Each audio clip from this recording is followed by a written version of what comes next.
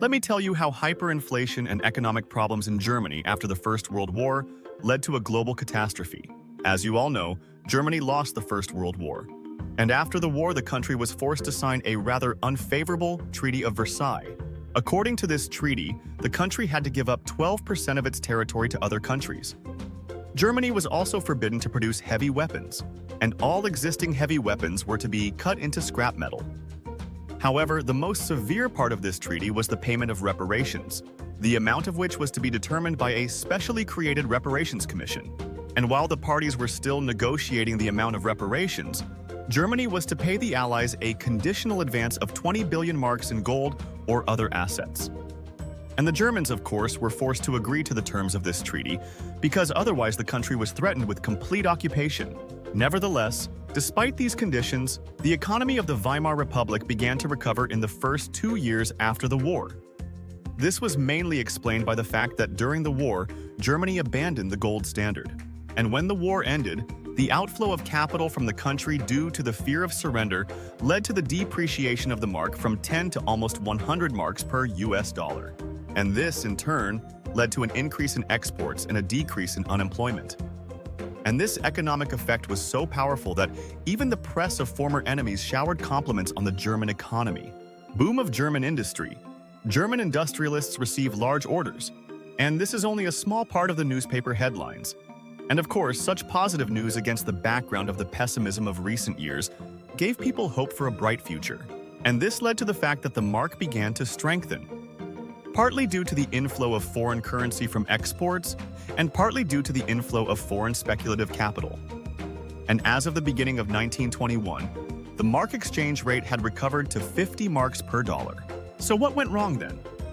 After the creation of the Reparations Commission, disputes immediately began over the size of future reparations. The Allies demanded more reparations, but the Germans did not want to agree. And the longer these discussions lasted, the tougher the position of the Allies became. And in May 1921, the Allies announced to Germany the so-called London Ultimatum. Either Germany accepts the conditions and signs the treaty, or the Allies occupy the Ruhr coal basin, which was the main source of coal supply for Germany. The terms of this treaty were as follows.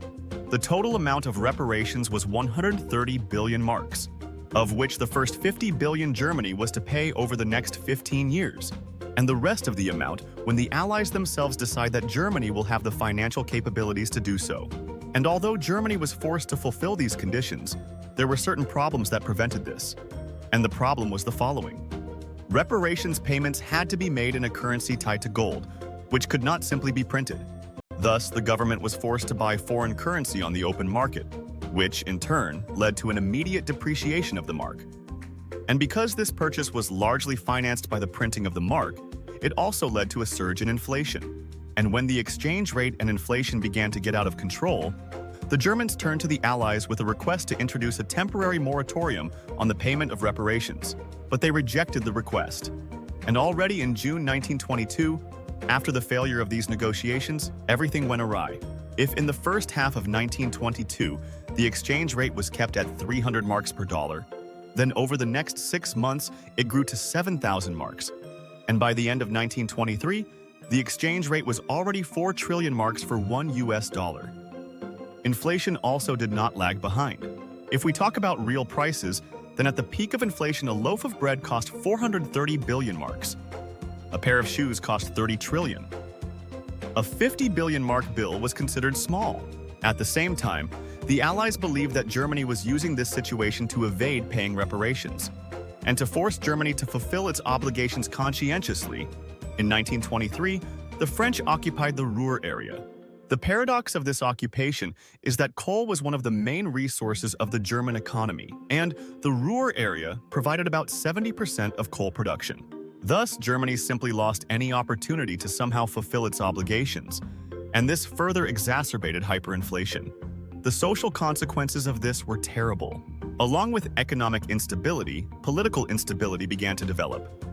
In the wake of all these events in 1923, Hitler's party attempted a coup d'etat, which was called the Beer Hall Putsch.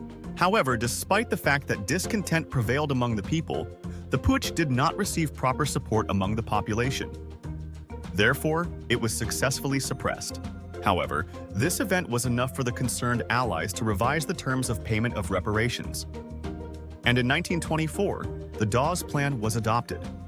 According to this plan, the amount of reparations was reduced to $1 billion per year, with a gradual increase to $2.5 billion after 5 years.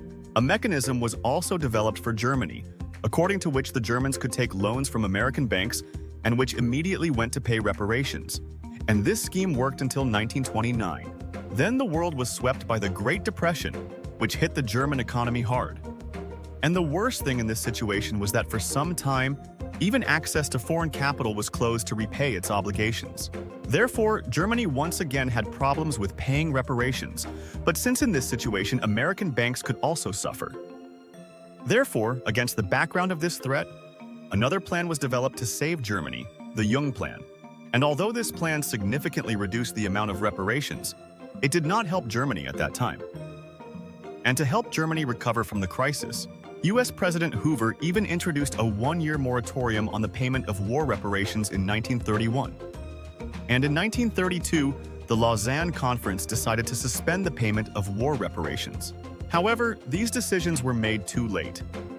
The German economy was too bloodless to recover, and the people's trust in the government was too undermined to restore it.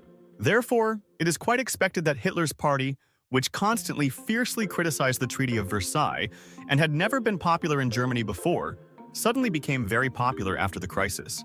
If before the crisis in 1928 it had gained no more than 3% in the elections, then in 1932 it had already gained 37%. An unfortunate coincidence of circumstances, as well as the short-sighted behavior of the Allies, essentially created a monster.